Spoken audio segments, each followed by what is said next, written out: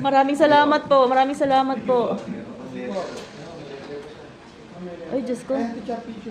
Basahin mo naman, kuya. Teka lang, ayun ako. May sulat pa siya. Grabe naman. Hindi niyo po kailangan magbigay kay Doc, ha? Hindi niyo po kailangan. Kasi kami po kakain.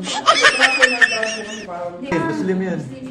Grabe naman. Pag natulungan niyo sila, talagang babalik nila sa iyo yung ano eh. Doc, pabasa nga po. Di ko mabasa. Dok, maraming salamat po. Naway marami pa po kayong matutulungan. Kasama po kayo, 10 ng inyong pamilya sa aking mga panalangin na maging maayos at ligtas sa araw-araw. Nagmamahal. Saan siya? Yung taga-Tagig.